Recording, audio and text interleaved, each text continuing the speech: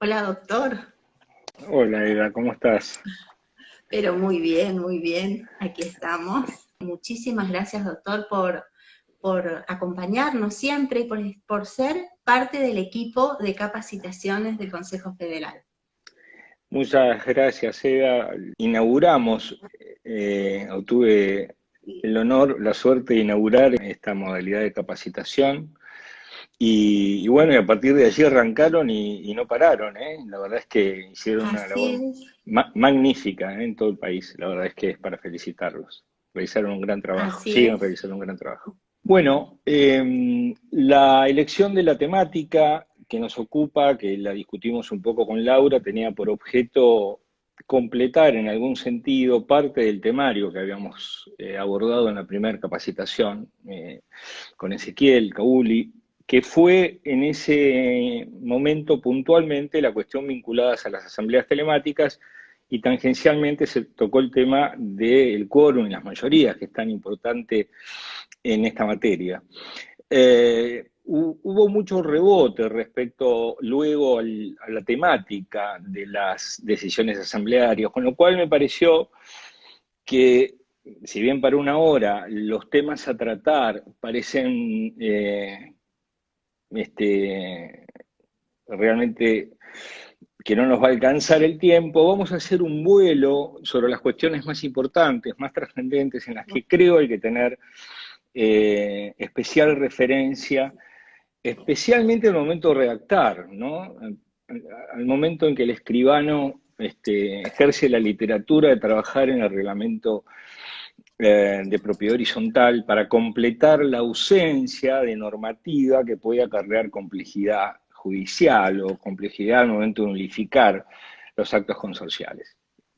La verdad es que en materia de propiedad horizontal la doctrina es profusa, es profunda, es antigua, debe ser el derecho real que despierta mayor interés en la doctrina argentina, seguramente porque su entrada a la legislación se produjo con un ímpetu propio. Esto, digamos, pese a estar prohibido, fue la propiedad horizontal misma, en forma autónoma, la que nos invadió.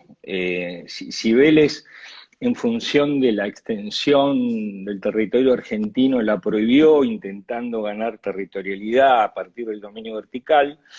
Indudablemente que el crecimiento poblacional hizo imprescindible la regulación de la figura, que como todos sabemos entra con una ley muy sucinta, muy corta, pero que rigió la vida de la propiedad horizontal desde el año 48 hasta la sanción del Código Civil y Comercial, en 2015.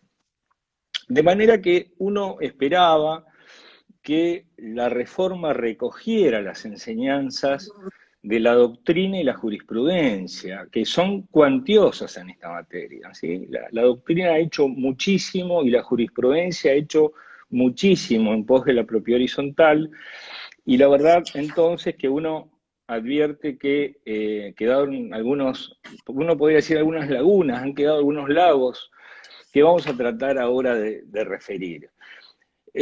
No nos va a dar el tiempo para profundizar lo que queremos en materia de multipropiedad o lo que hoy denominamos conjuntos inmobiliarios, pero sí vamos a hacer alguna mención importante, residual, respecto a la situación que estamos puntualmente en relación básicamente a la adecuación, que es materia de disputa permanente en la doctrina, y a ver, preguntarnos si el tiempo compartido y el cementerio privado, el derecho real de sepultura, constituyen técnicamente conjuntos inmobiliarios, que lo son, pero si son en ese sentido propiedad horizontal especial.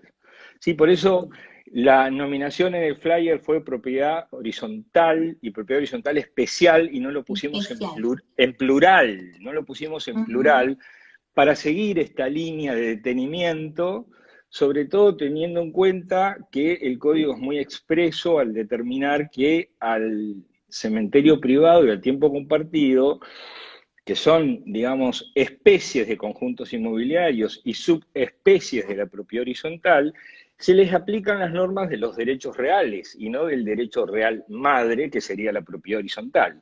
Con lo cual, eso nos hace dudar y nos hace tomar una posición bastante definida respecto a la naturaleza jurídica de esos dos derechos reales y especialmente respecto al contenido.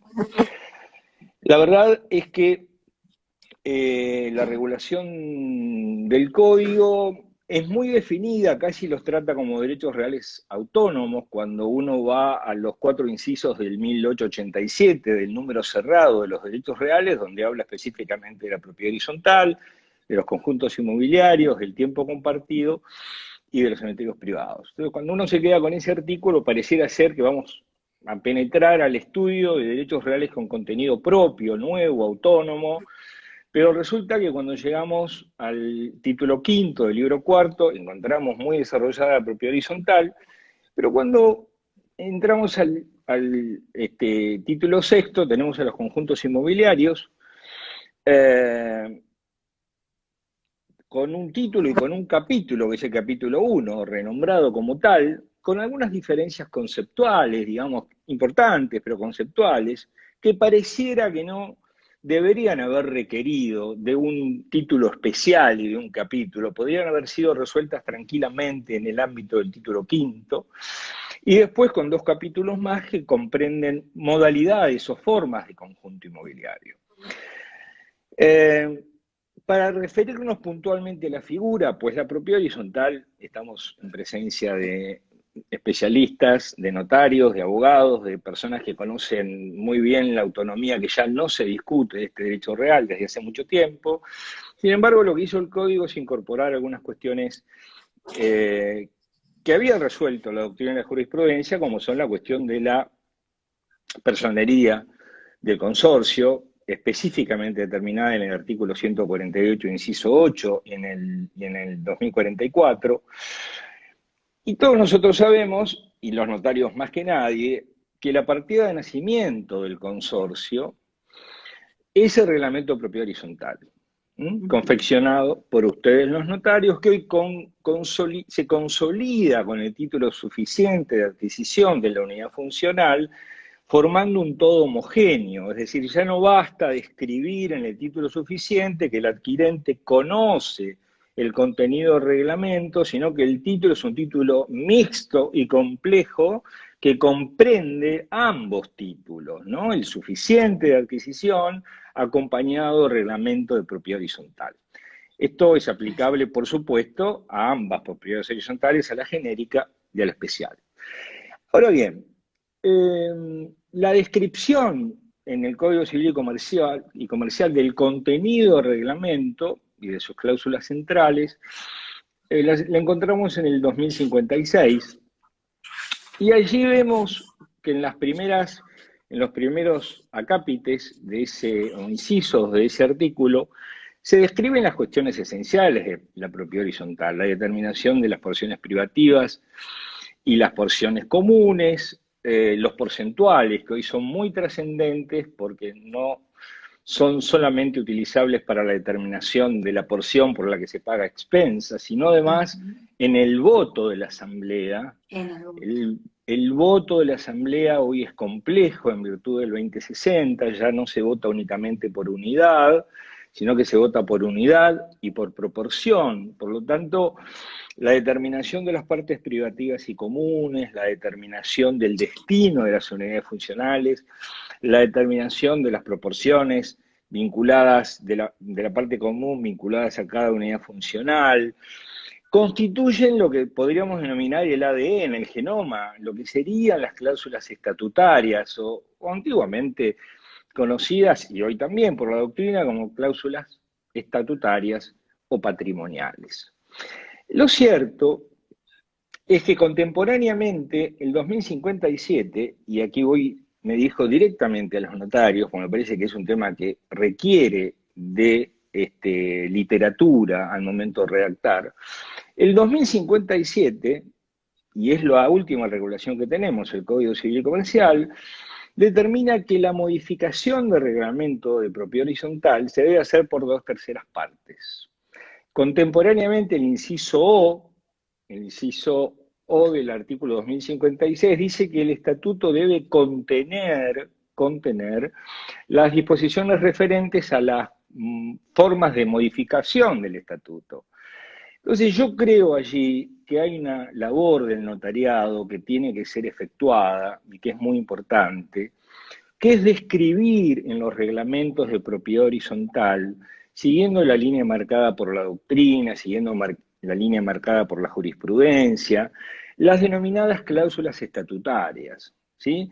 Porque podríamos tener el riesgo, sabemos que justamente la administración de los sistemas de propiedad horizontal y ahora de conjuntos inmobiliarios no se encuentra profesionalizada, que en realidad se encarga a personas físicas o jurídicas que pueden conocer en términos genéricos el sistema, pero imaginen que a nosotros mismos, notarios o abogados, el sistema nos sigue deparando sorpresas. Entonces podríamos tener el riesgo de que se pretenda la modificación de una cláusula estatutaria, entendiendo que desde el Código Civil y Comercial la modificación de las cláusulas del Estatuto de Propiedad Horizontal se realizan por 2/3 de votos, ¿sí? Obviamente esto no tendría ningún andamiaje ante una nulidad en sede judicial, pero ¿para qué llegar a ese punto si el reglamento puede contener sabiamente aquellas cuestiones que son típicamente estatutarias, las que yo sugiero redactar en la literatura de reglamento, agregar, por ejemplo, la hipoteca del terreno común, ¿sí? Que esto indudablemente es una cuestión estatutaria, pero insisto, para un observador ligero de esta cuestión, pareciera ser que el Código decidió que la reglamentación fuera simplemente por 2/3, eliminando la noción de cláusulas estatutarias y reglamentarias, que por otra parte la 13.512 no la contenía, porque siempre fue doctrinaria y jurisprudencial esta resolución. En el mismo sentido, al momento de tratar la cuestión de los conflictos que se presentan en el ámbito consorcial, me parece prudente, como paso previo a la vía judicial, agregar modos de resolución de conflicto alternativo, arbitrajes, mediaciones. Sí, sí, sí. Uno que se encuentra en la práctica trabajando, en mi caso, con conjuntos inmobiliarios, los voy a denominar como ya se denominan, digamos, a uno a los antiguos, a los viejos sistemas geodésicos. Y la verdad es que lo que se observa, que a veces la ejecución de expensas se realiza en forma indiscriminada, y la verdad es que los deudores no detentan todos la misma situación. Hay deudores habitualistas, hay deudores que se encuentran en un conflicto particular, y la verdad, lo que uno observa en la práctica es que cuando el consorcio es serio, cuando se administra correctamente, los que integran, los copropietarios, los que integran en el sistema consorcial, contribuyen al pago de expensas. No lo hacen cuando ven que la administración del sistema es imprudente, es poco seria o es arbitraria, ¿sí?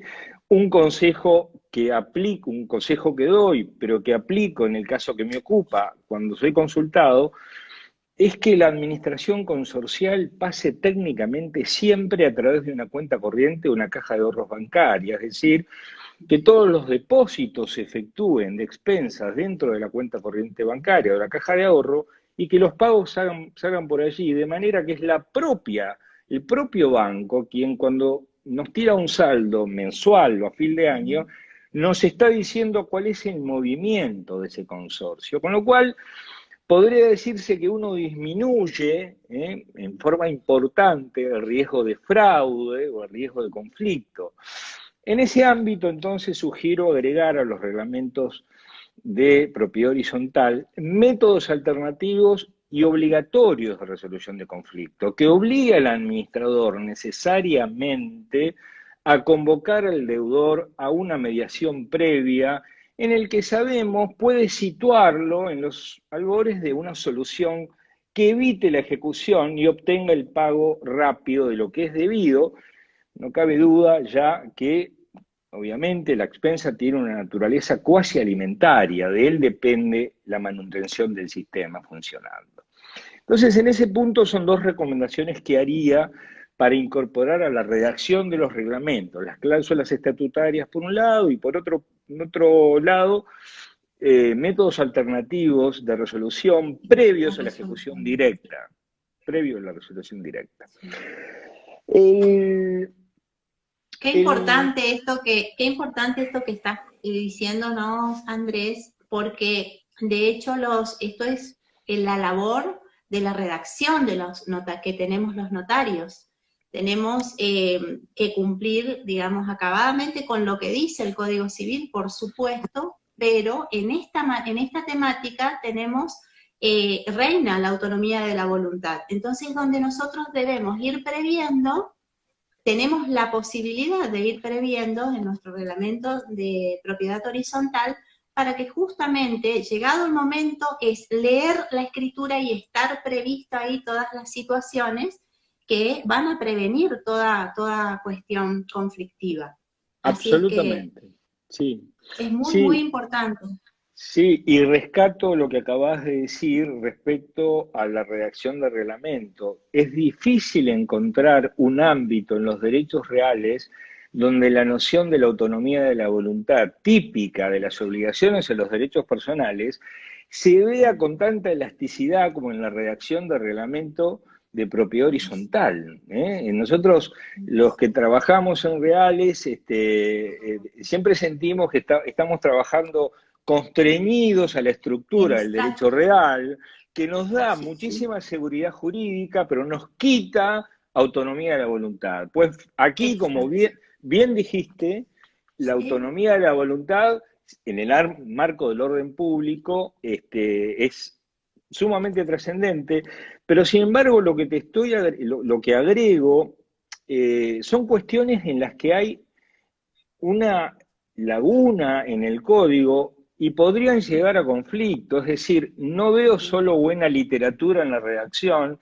sino son sugerencias que para un buen administrador serían centrales. Para el alma, para el genoma del consorcio, la modificación de las cláusulas estatutarias debería estar específicamente determinado que es por unanimidad y que no admite otra mayoría, por supuesto, Tal cual. ¿no? Porque después vamos a revisar el 2060, que establece una mayoría genérica, que es la mayoría absoluta consorcial, la que se usa, digamos, en términos generales para todo, salvo las excepciones, que son la unanimidad y los 2/3, y esa mayoría genérica del 2060 tiene una alternativa que es cuando no se alcanza utilizar la mayoría presencial. Entonces podríamos tener otro riesgo también, que era el que teníamos con la 13.512, que alguien se aventure a decir, bueno, vamos a modificar una cláusula estatutaria que exige unanimidad, o vamos a modificar una cláusula reglamentaria del reglamento, valga la redundancia, o vamos a autoconvocarnos para lo que se exige 2/3, y entonces si no logramos esa mayoría, que es alta, pues vayamos a la mayoría presencial. Y no podemos ir a esa mayoría presencial porque esas son excepciones Sí. específicas determinadas en el código que exigen por razones de orden público esa alta mayoría. Por lo tanto, la actividad del notariado a mí me parece central en este Central. tema y en esta redacción. No creo que solo le agregue valor, es imprescindible que así esté estipulado. Una situación parecida lo encontramos con la incorporación de los órganos consorciales. En el anteproyecto, la incorporación del Consejo de Administración, que era un órgano también de creación consuetudinaria y que era incorporado por los notarios a los reglamentos a pedido de los desarrolladores.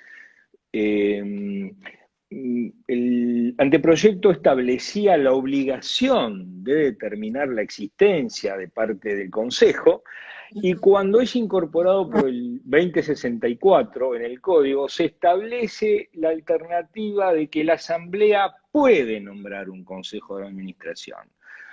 Pero contemporáneamente a esta cuestión sucede que se le conceden al Consejo atribuciones que no son menores. Por ejemplo, suplir durante 30 días al administrador en la hipótesis de renuncia, remoción o muerte,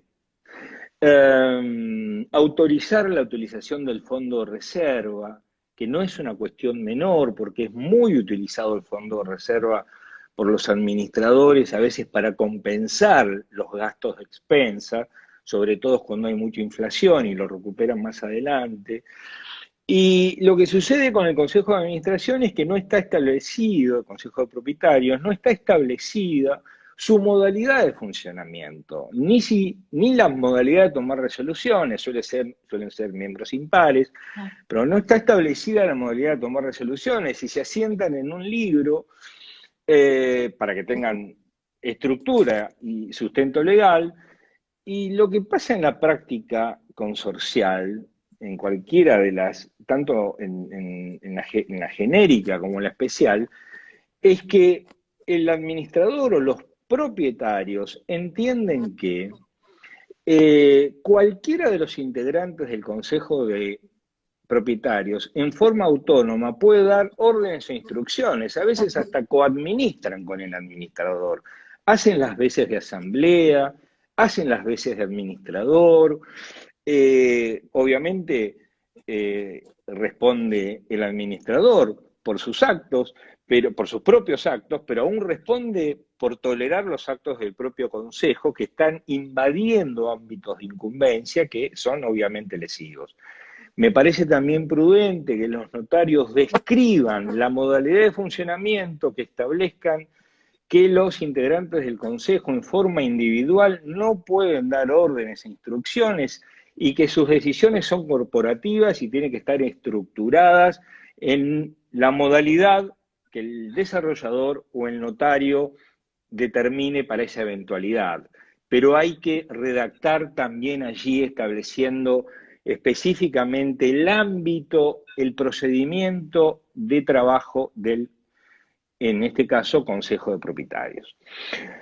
En materia de administración, esta vez donde encontremos reformas más importantes, porque ustedes saben que era tradición en materia de propiedad horizontal que la desarrolladora, bajo la noción y la impronta de mantener su perfil en el desarrollo, designaba a muy largo tiempo administradores o hasta la venta de la última unidad.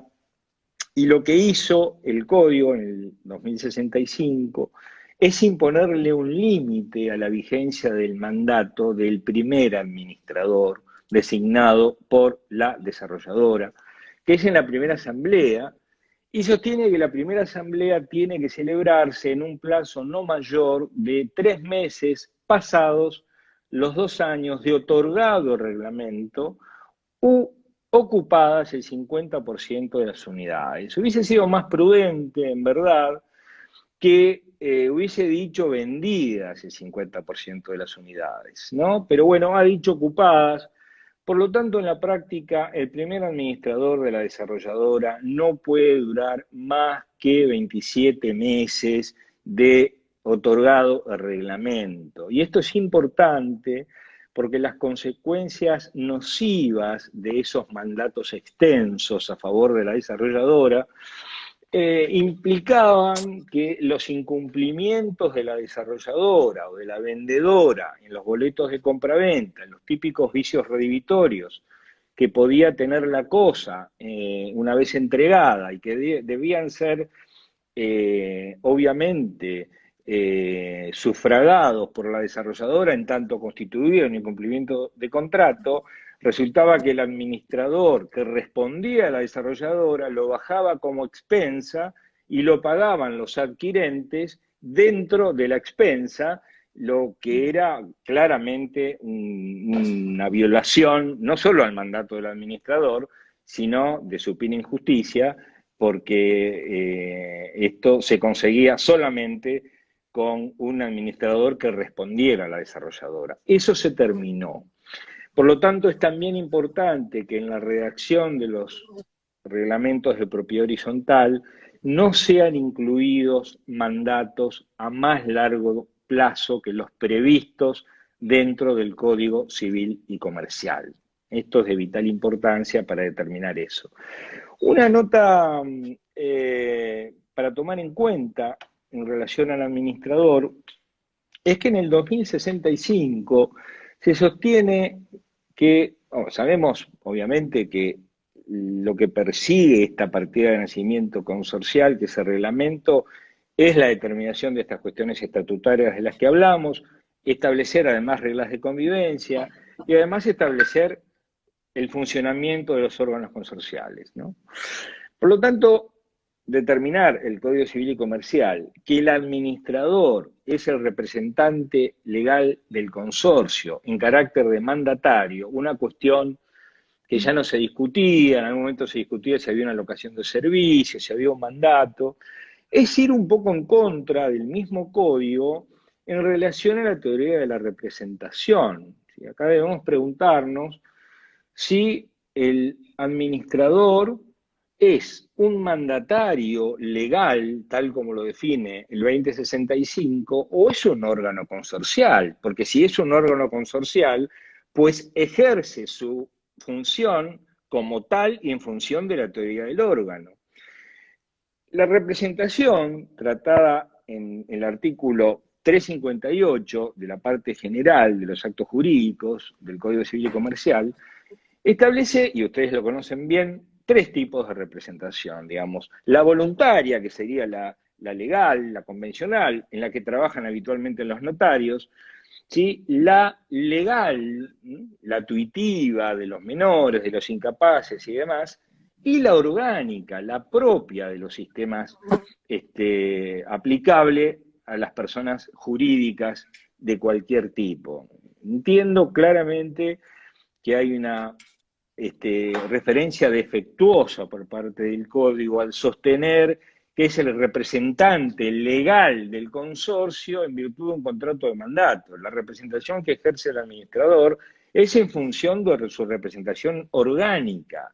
Por eso, claramente, por eso representa y administra, ¿sí? Así que allí también, si bien esto es una creación en todo caso doctrinaria, hay que tener en cuenta esta cuestión al momento de pensar en la representación. Me parece también muy prudente que los notarios al momento de redactar establezcan claramente cuáles son los libros consorciales, que no suelen establecerse y contribuyen mucho a la claridad del desarrollo del funcionamiento del sistema. Es común que tengan el libro de administración, el libro de asamblea, ahora hay un registro de firmas para cotejarlas al momento de la asamblea. Pero bueno, obviamente si se trata de una propiedad horizontal especial, muy probablemente por su dimensión va a tener que llevar un libro de inventario y balance, que va a ser imprescindible para su configuración económica, ¿sí?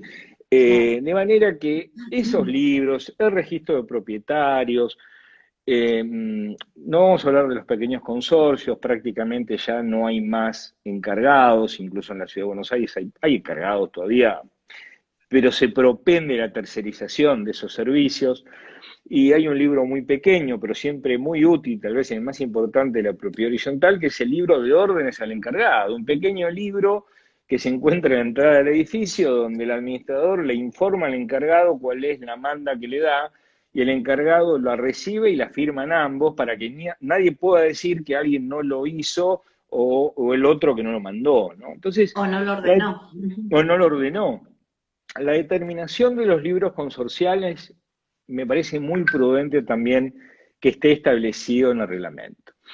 Finalmente, en materia asamblearia, también hay bastante para escribir allí en la literatura del reglamento, porque lo que sucede, en primer término, me parece de mucha gravedad, es que cuando se determinan en el 2046, inciso H, las obligaciones de los consorcistas, se enumeran los derechos y las obligaciones, se establece que en caso de no determinar otro domicilio, el domicilio del titular de la unidad funcional será la unidad funcional.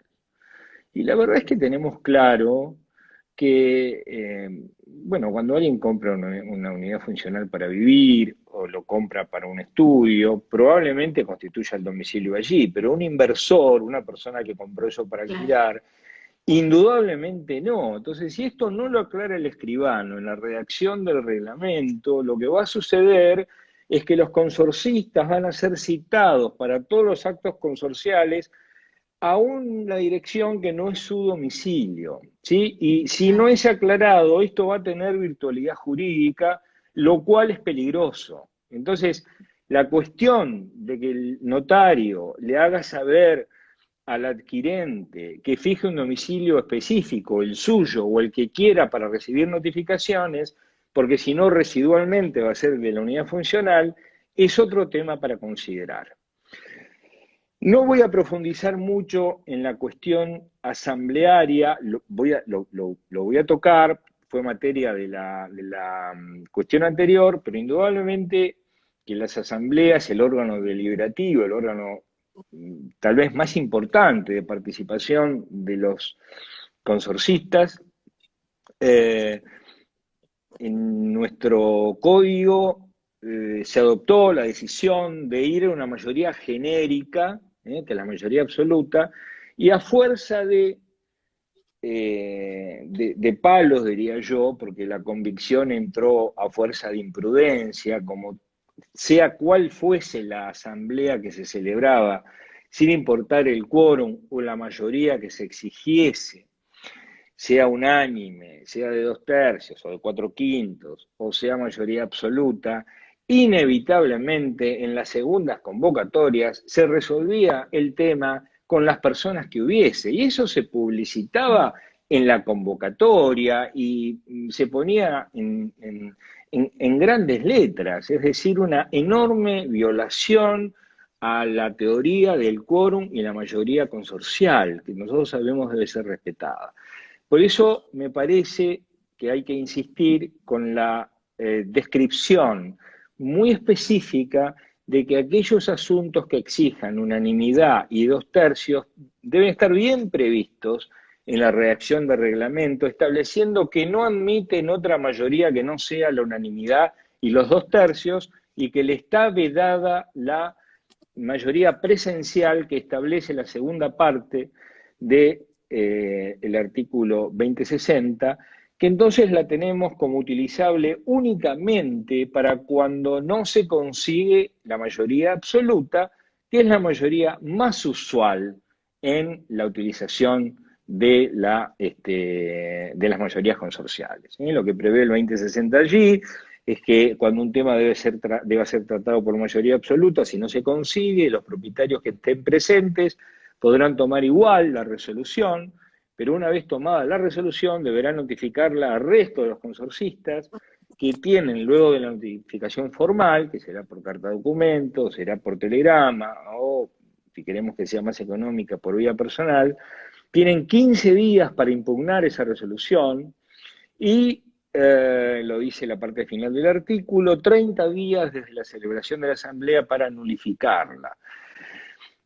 No sabemos si ese plazo de nulidad es un plazo que se aplica específicamente para esta nulidad consorcial, para la asamblea de presentes, o es la nulidad aplicable en todos los términos de nulidades consorciales, lo cual podría resultar peligrosa porque convengamos que es un plazo exiguo, 30 días, para nulificar las asambleas consorciales en términos genéricos. Entonces entiendo, aunque no hay otra referencia, que esa nulidad, ese plazo de 30 días es aplicable únicamente a esta situación de la mayoría presencial. Respecto a la mayoría necesaria para paralizar esa decisión tomada por los propietarios presentes, entiendo que es al menos la misma cantidad de propietarios que la aprobaron, ¿sí? Si teníamos un consorcio de 100 propietarios, teníamos que juntar 51, pero solamente hubo 20, y de 20 aprobaron 11, entiendo que bastarían 11 copropietarios en contra para impugnar y paralizar esa decisión. El código prevé en materia asamblearia la incorporación también de un instituto nuevo, que es el de la autoconvocatoria, y que concede que los consorcistas se reúnan, se autoconvoquen, para lo que se requiere una mayoría de 2/3, y establece que el temario también exige una mayoría de 2/3, aunque luego cada punto que se va a tratar en la autoconvocatoria deba ser tratado con la mayoría que cada punto exija de acuerdo a el código o de acuerdo al reglamento.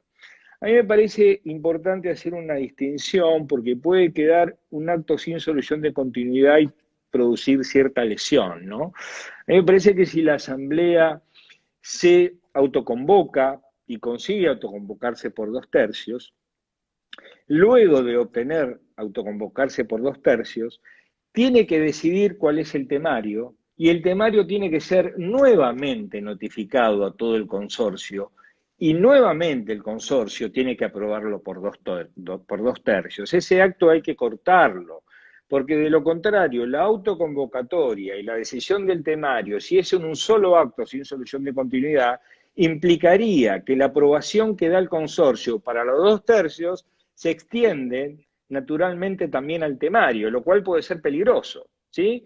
Entonces, eso también creo que hay que aclararlo dentro del reglamento de propiedad horizontal, porque no lo describe el 2059, y entonces creo que hay que ir por la autoconvocatoria, conseguir autoconvocarse por 2/3, y luego de eso decidir el temario y volver a aprobarlo por 2/3, y recién allí abrir la asamblea para tratar el temario que se va a discutir. ¿Mm?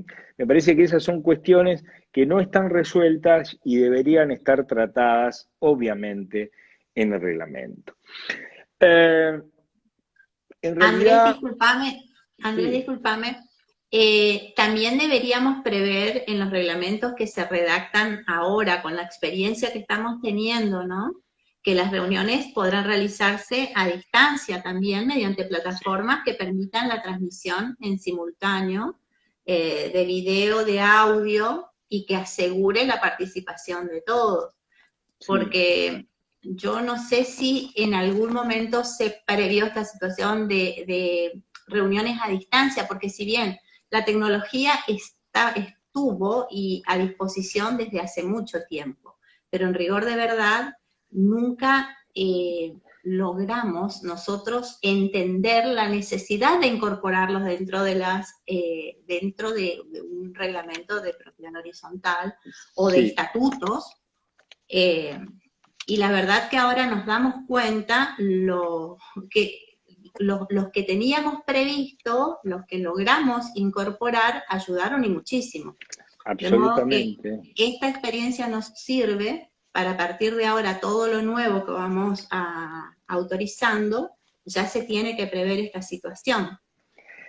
En Obviamente línea, siempre de acuerdo a las distintas provincias y a las reglamentaciones que cada provincia tenga, claro está.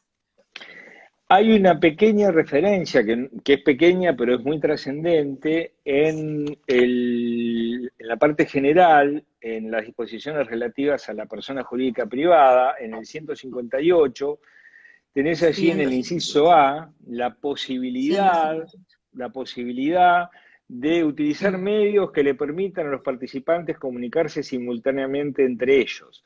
El acta debe ser Sí, suscrita por el presidente y otro el administrador, indicándose la modalidad adoptada, debiendo guardarse las constancias de acuerdo al medio utilizado para comunicarse.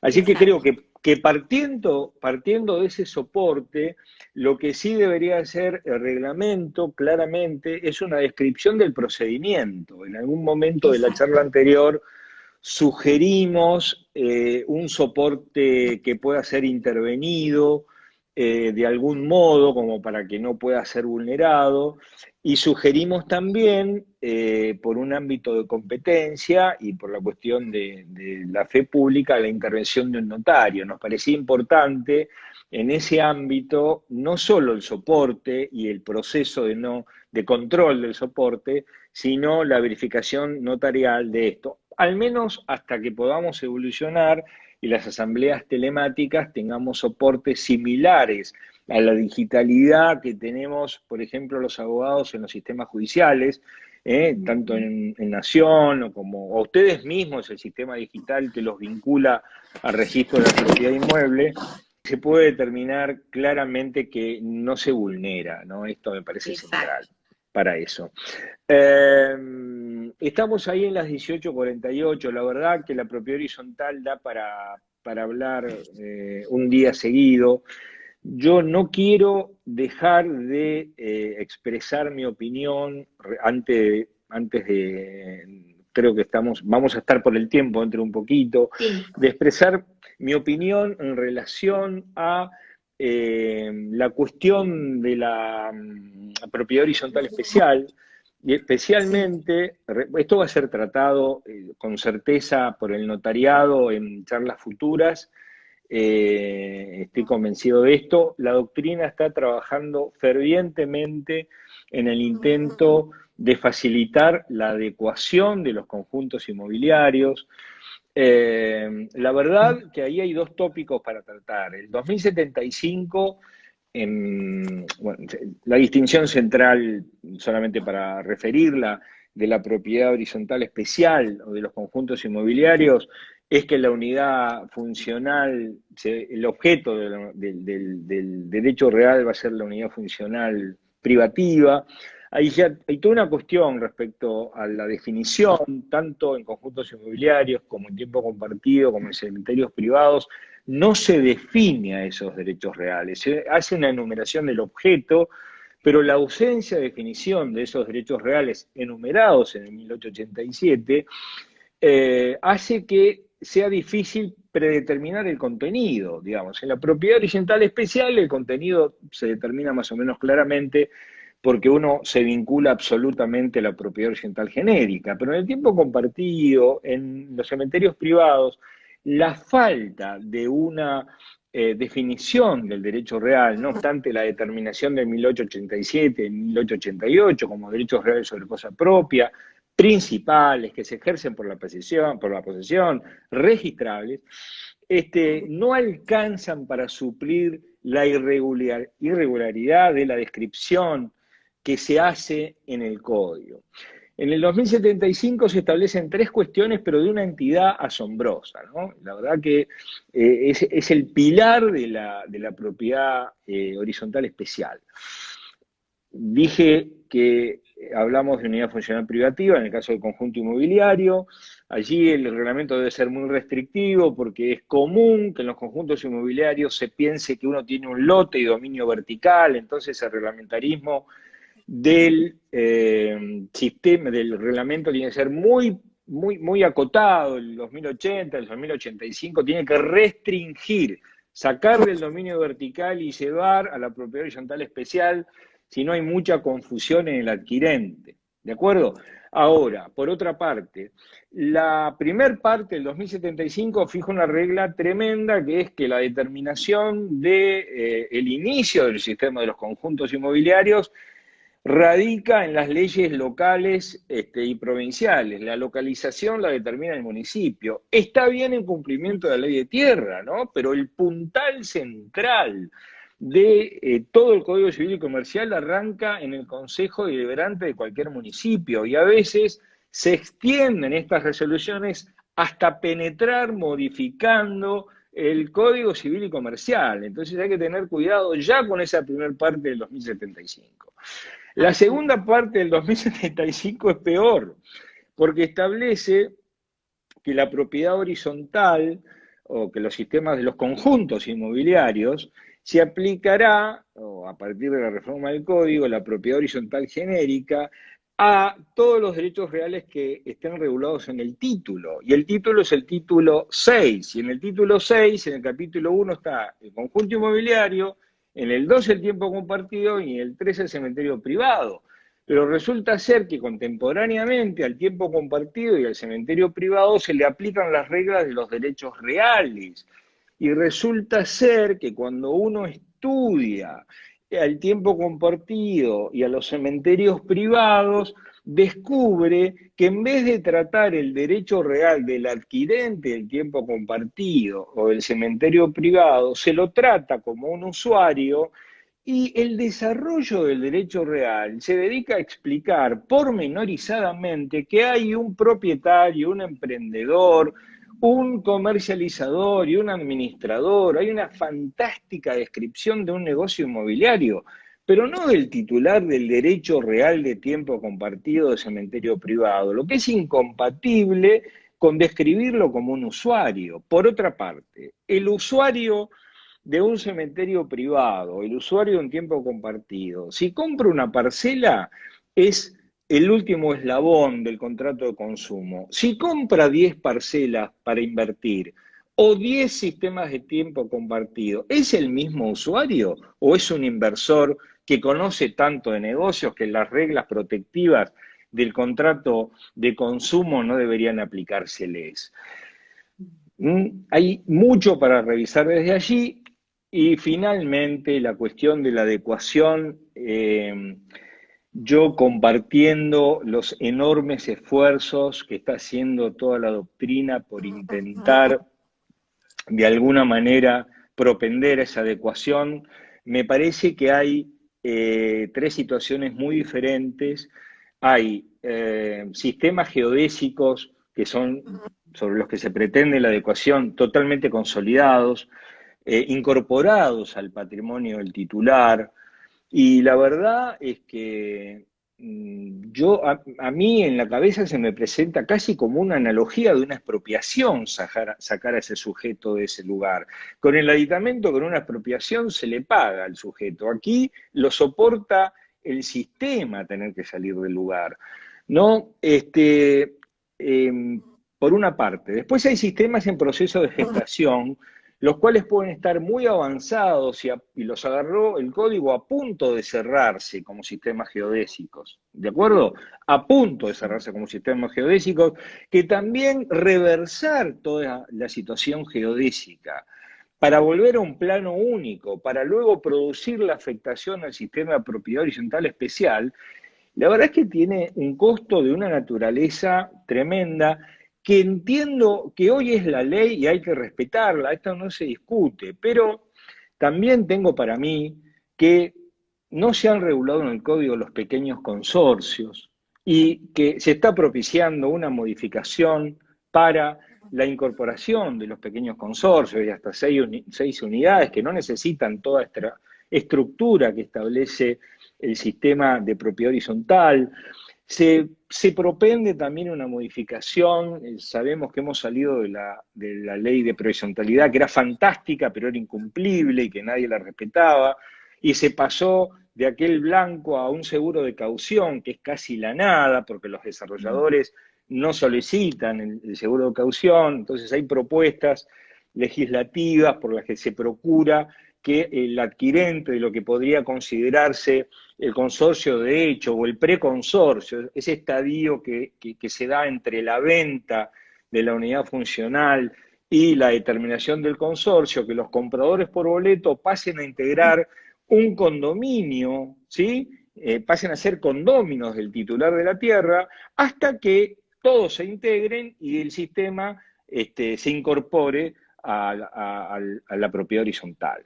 ¿Te Te agrego parece? una sola cuestión antes de la pregunta que me parece central. El problema de la adecuación hoy, esperemos a ver cómo evoluciona, de la posibilidad de resolverse la adecuación, yo la veo hoy inconstitucional y técnicamente imposible. Pero le sumo a eso un fallo de los conjuntos inmobiliarios que se han radicado en la Ciudad de Buenos Aires, que es Barrio Cerrado Pilares con Álvarez Vicente. Ellos tienen en la Ciudad de Buenos Aires jurisdicción comercial, y este plenario determinó la imposibilidad de ejecutar los gastos de reparación, mantenimiento y conservación de la cosa común en geodesia, lo cual es gravísimo. Porque entre la adecuación y la imposibilidad del proceso ejecutivo y tener que ir a un proceso ordinario en los sistemas geodésicos, obviamente nadie compraría hoy, si conoce de la temática, un bien en un sistema geodésico, porque la depreciación económica por esta vulnerabilidad es tremenda. Mi sugerencia es, hoy, una modificación del código, salir de la mentada adecuación, incorporar al 524 del Código Procesal Civil y Comercial, como sucedió con la 13.512 cuando se sancionó, que no establecía que las expensas eran título ejecutivo, incorporar un artículo al Código Procesal en el que se determine claramente que los gastos de reparación, mantenimiento y conservación de la cosa común correrán por vía ejecutiva. Con esos dos pequeños toques angulares podríamos salir del conflicto, porque creo que si esto se soluciona, y conseguimos una adecuación, la intervención notarial es central, porque además va a ser una intervención seria. Y no lo dejamos no hay una ley procedimental que establezca la modalidad de adecuación, hay una disposición en CABA ahora, la 25 del 2020, de la Inspección General de Personas Jurídicas, que es lamentable. Entonces, allí deberían ir los abogados y los notarios y los abogados a pensar en un procedimiento, en un proceso de adaptación que no existe. Hoy por hoy lo veo inconstitucional, lo veo veo más duro, que es técnicamente inviable, que la inconstitucionalidad misma. En la práctica lo veo técnicamente inviable hoy por esta reversión al plano único y la necesidad de afectación al sistema. Vamos a las preguntas y Bien. hemos dicho todo lo que nos permitió el tiempo. Un colega dice, gracias por ayudarnos a pensar y consulta. ¿Cómo se debería convocar a una asamblea virtual cuando el administrador se niega a hacerla? ¿Cómo hacemos para autoconvocarnos? Muchas gracias. ¿Cómo se autoconvoca? Bueno, lo que pasa es que la primera cuestión que hay que discernir es que el administrador, si bien podría establecer el orden del día y convocar a una asamblea telemática, a una asamblea convencional, presencial, no solo telemática, él no es parte de la asamblea, ¿no? Después podemos discutir en otra reunión si incluso puede nulificarla, cuando es removido y no se cumplen las mayorías, cosa que yo comparto, si tiene derecho a pedir indemnización, si tiene un plazo determinado y no le respetan el plazo de vigencia de su administración. La doctrina dice que puede pedir indemnización, yo creo que puede pedir únicamente los sueldos que se habían estipulado, su estipendio por el plazo no vigente, y podrá pedir indemnización solamente si tuvo efectivamente un daño no nos olvidemos que es derecho del consorcio la remoción sin causa del administrador, y además es una sugerencia que hacemos habitualmente, remover sin causa. Ahora bien, imagino que la ausencia de convocatoria a la asamblea telemática, en la hipótesis que plantea quien pregunta, puede estar vinculado a que realmente esta es una experiencia novísima en la cual no hay un soporte de estabilidad que pueda asegurar, imagino solamente esto, digamos, para que la negativa del administrador a la convocatoria de la asamblea telemática le sea imputable, debería tener el consorcio un sistema vigente y preestablecido de solvencia que garantice la transparencia, veracidad y la imposibilidad de vulnerar esa asamblea. Caso contrario, el administrador tendría razones para no convocarla, digamos, ¿no? Porque pareciera lógico que si no se pueden respetar las condiciones mínimas de sustentación de la asamblea, sucede eso. Si no fuese así, pues los propios hay que ver el tema que van a tratar, obviamente. Si van a tratar un tema que requiere mayoría absoluta, más del 5% de los consorcistas, y si el tema es de 2/3, o una convocatoria, sabemos que tenemos que juntar como mínimo quórum y mayoría de 2/3, regirán las mayorías naturales de la propiedad horizontal, y se tendrán que poner de acuerdo los consorcistas y prescindirán del administrador, designarán un presidente, un libro de actas, firmará el registro de firmas, lo llevará el presidente de la asamblea, y allí podría ser una hipótesis en la que el notario previó en el reglamento de propiedad horizontal que ante la ausencia del administrador, el consejo será quien administre la asamblea por la negativa de y después lo removerán, aunque tengan causa, sin justa causa, que es lo recomendable en esa hipótesis, ¿no? Claro. Qué importante las cláusulas centrales. Y además me parece que hay que agregar algo, ¿no? No solo hay que tener, me parece, especial atención a la redacción, porque la redacción misma, por la redacción a veces no agrega nada, porque puede ser un copiar y pegar de un consorcio a otro. Por eso me gusta utilizar el término literatura, y el término literatura en términos de expresión que nos obliga a detallar pormenorizadamente para ese consorcio, ni hablar si se trata de una propiedad horizontal especial para ese conjunto inmobiliario, donde vive una comunidad, ¿sí? Es Exacto. una comunidad integrada y donde hoy con el COVID en los conjuntos inmobiliarios, la vida de las personas que viven en esa comunidad dependen del administrador y a veces del intendente a que le preguntan, ¿puedo salir a correr? Esto lo podemos hacer, aquello no. Esto es la práctica, a mí me pasa permanentemente esto. Entonces ahí vamos a revisar las disposiciones públicas y tratamos de amalgamarlas con las disposiciones del conjunto inmobiliario. Pero bueno, toda esta cuestión, si está regulada, si está establecida en el reglamento con una buena literatura, ¿y de dónde puede provenir la buena literatura? ¿Cuál puede ser la fuente fantástica del escribano en la prevención, que es finalmente la labor que le estamos pidiendo?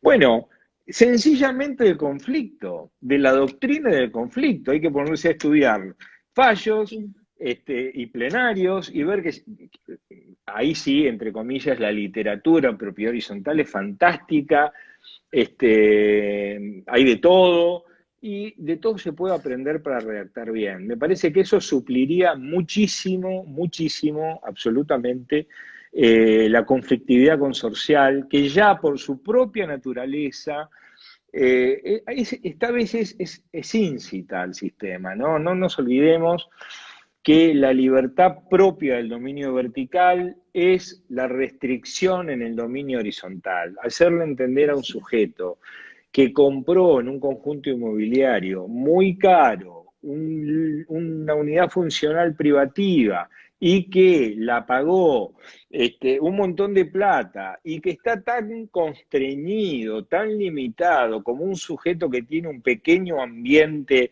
de 35 metros, que es el mismo sujeto que uno pagó $30.000 y el otro 1.000.000, es muy difícil de explicar. El mismo integrante del conjunto inmobiliario habla de mi lote, no dice mi Claro. unidad funcional, porque el ego desconoce la noción del lote y la unidad funcional, sin agregar que en materia de los derechos reales que estamos tratando, el objeto de la propiedad horizontal es la unidad funcional, el objeto de la unidad del conjunto inmobiliario es la unidad funcional privativa, el objeto del tiempo compartido, también conjunto inmobiliario, es el bien, porque es un periodo de tiempo, ¿sí? Una cosa Claro. fantástica para agregar. Váyanse a la nota del 1648 de Sociedades de Vélez, y en la nota al 1648, Vélez en un pequeño espacio habla del tiempo compartido y dice que no constituye una sociedad la circunstancia que Eda y Andrés compren una máquina y compartan el tiempo de su uso. Vélez en 1869 habló del tiempo compartido. Qué Hoy, increíble, qué hoy, increíble. 1648, vean la nota 1648. Así que por eso cuando uno Sí. ve lo que hizo el legislador, ese legislador no puede más que levantarse y aplaudir, ¿no? Porque nos rigió la vida de este país durante 100 años, se modificó en el 68 con modificaciones casi cosméticas en relación a esta modificación. Y esta modificación que se ha hecho no puede decirse que sea superadora. Y la verdad es que ha dejado unos baches que no puede decirse que sea superadora. Lo será, obviamente. Antes de la reforma, todavía hablábamos de la reforma del 68, así que la reforma del 15 nos va a llevar mucho tiempo y ya habrá tiempo de curarnos, ¿no? En muchos de sus institutos. Por otro lado, nadie tiene la verdad, son solo opiniones, ¿no? En este caso, Sí. son opiniones. Seguro. Andrés, el mismo colega que hizo la consulta a la cual respondiste, agrega, el problema es que el administrador está administrando de manera fraudulenta, aprovechando la pandemia.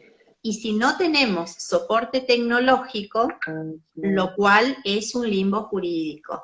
Eso nos agrega el colega.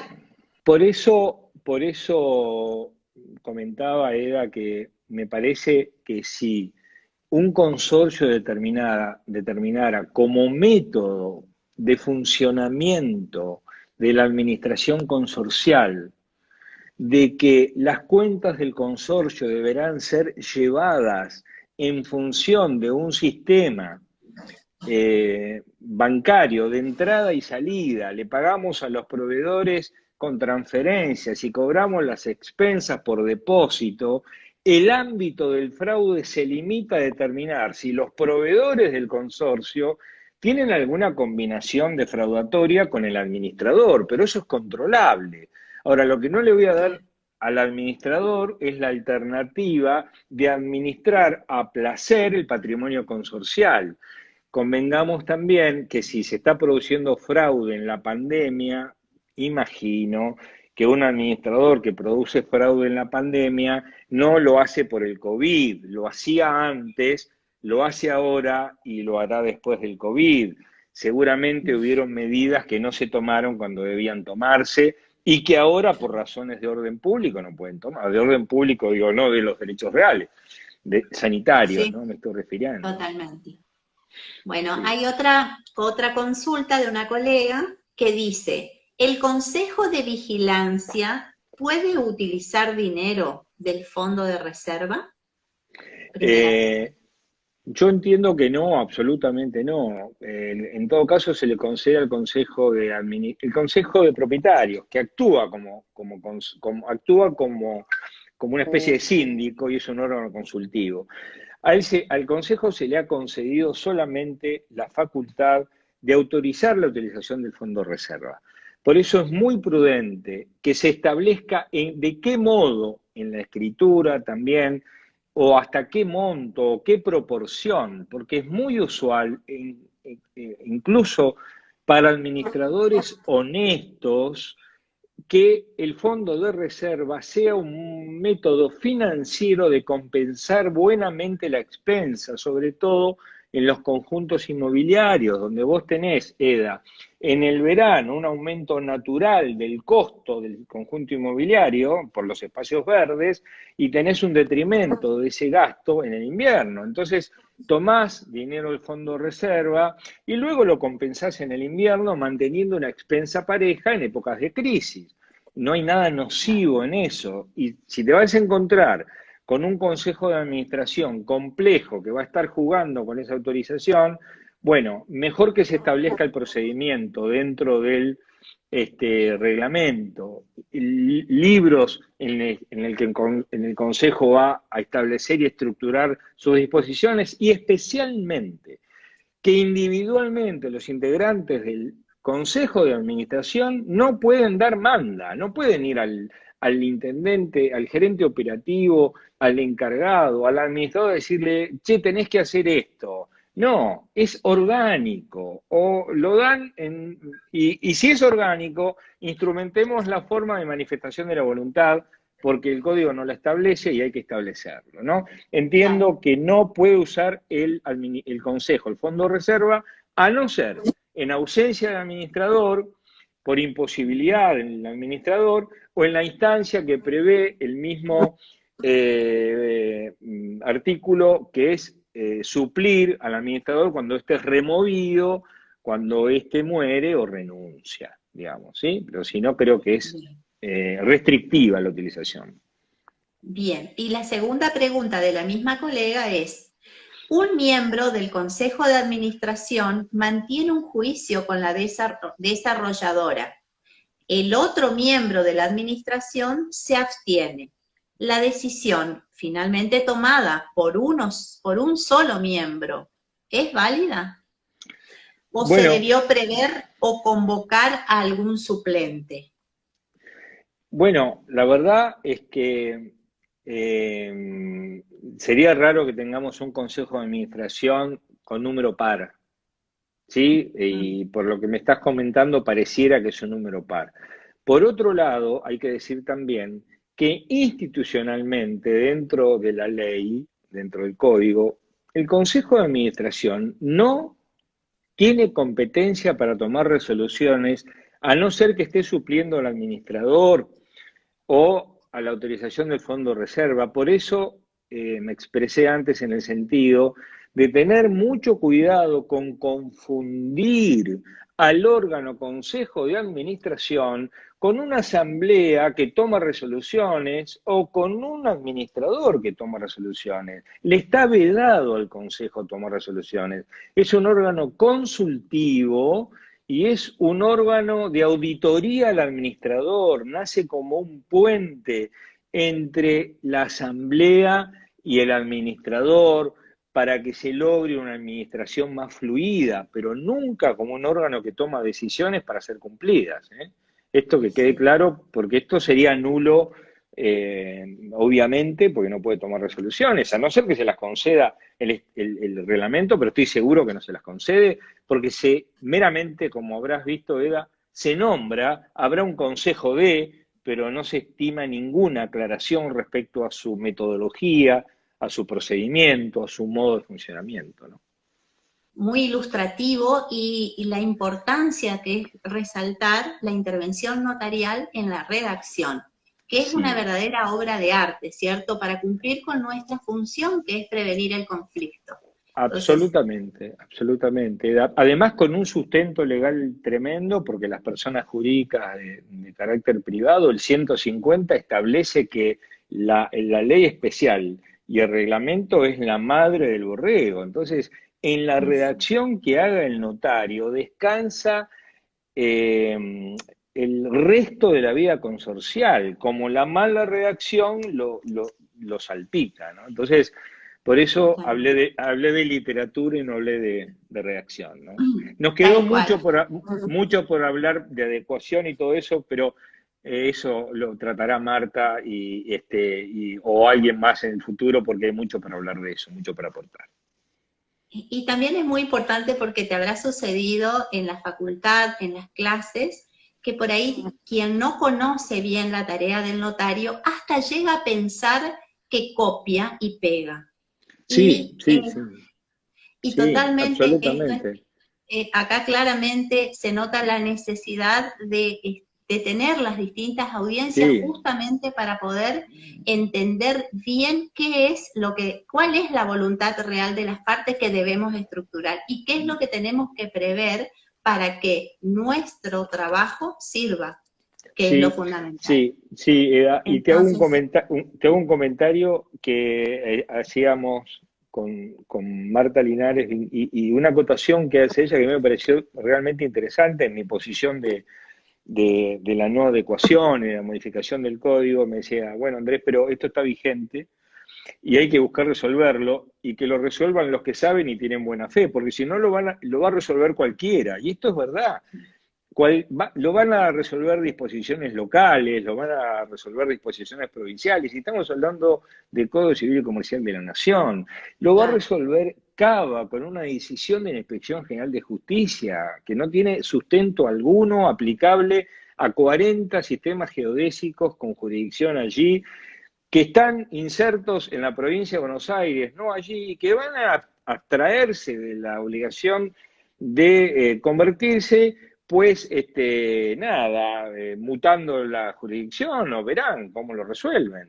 Ahora se suspendió parcialmente la decisión, pero una cuestión que necesito aclarar, porque estoy hablando al Federal de Notarios nada más y nada menos, es decir, yo creo que en la centralidad de la actividad notarial, desde luego que no puedo dejar de advertir en esta instancia que la adecuación, la reversión de todo el proceso geodésico y la reinstalación del sistema de propiedad horizontal especial implica una fuente de incumbencias enorme para los notarios, para los abogados, para los agrimensores y demás. Lo que sucede es que temo que por entrar a ese ducto y sin discutir la inconstitucionalidad a la que adhiero absolutamente por los derechos patrimoniales adquiridos e incorporados a ese sujeto que compró un sistema geodésico hace 20 años atrás y está tranquilo con su derecho real de dominio, condominio y servidumbre y S.A. Además, si la propiedad horizontal especial es la madre del borrego, ¿por qué se adecuan y se convierten solamente los sistemas en los que converjan derechos reales y personales o meramente personales?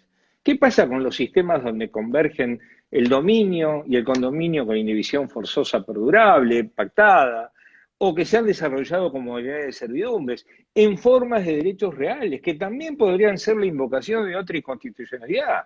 A ver, si la madre del borrego es la propiedad horizontal especial, pues adecuemos todo o no adecuemos nada. Todos los derechos reales, todos los derechos personales y los mixtos, o nada. Porque me está diciendo que esta princesa es princesa parcialmente, para los derechos personales y reales, pero no para los reales, que van a seguir en un esquema similar de dominio con dominio. ¿Y ese esquema acaso no viola la noción de la propiedad horizontal especial y de la adecuación? Bueno, esta es mi posición. Creo que es que se está trabajando tanto por la adecuación, pero mi principal objeción es la cuestión técnica. Tengo miedo de que entremos a un terreno de pretensa regularización que nos someta a la necesidad de obtener asambleas unánimes para adecuar, a la regularización de las sucesiones, al levantamiento de inhibiciones personales, al levantamiento de embargos, y vamos a entrar un purgatorio. Si lo de hoy es el infierno, la adecuación, no vamos a un cielo, a no ser que se iluminen mucho la doctrina que está propendiendo a la adecuación, porque además, Eda, la adecuación, hay una postura que dice que la adecuación tiene que ser amable o light y que el sistema geodésico, la sociedad, tendría que empezar a operar como si fuese un consorcio, ¿sí? Mutando levemente, ¿sí? De manera que el presidente del directorio actúe de administrador, o el presidente y que habitualmente la representación de la SA la ejerce el presidente del directorio, pero la administración la ejerce el gerente general en una asociación. Bueno, aquí la representación y la administración convergen en el administrador. Entonces no se puede hacer una mutación por la galería liviana. La mutación es la reversión y la conversión a un sistema que nace naturalmente nuevo de propiedad horizontal especial. No imagino otra modalidad. No imagino. Ya Vélez en la nota al 3203 decía que no instauraba el sistema registral que nos incorpora en la reforma del 68, porque la división de la tierra era tan extensa y tan compleja, los catastros estaban tan poco regularizados, que ya llegaría el tiempo en el que los catastros regulares trajeran derechos reales regulares. Bueno, yo creo que lo que dice Vélez en la nota del 3203 del Código Civil es aplicable aquí. La irregularidad catastral y titular que produciría la adecuación, aún sabiendo que arribáramos en muy largo tiempo a buen puerto, produciría un purgatorio permanente que nos llevaría parte de la vida. Esta es mi sensación hoy. Me parece que hay mucha actividad de los notarios para desarrollar en el medio de los conjuntos, en nuevos procesos y demás, pero bueno, están trabajando mucho la doctrina que propende a la adecuación, así que hay que escucharlos porque están trabajando mucho y muy bien, y esperemos que puedan lograr algo fructífero, es lo que esperamos. Muchísimas gracias a todos los que nos acompañaron. Y saludos a todos los presentes que han tenido la bondad de seguirnos durante un rato largo, ¿no? Durante 1 horita y media al menos. Así que bueno, un saludo para todos y muchas gracias por estar presentes. Muchas gracias. Bueno, gracias, Eda. Adiós, buenas tardes.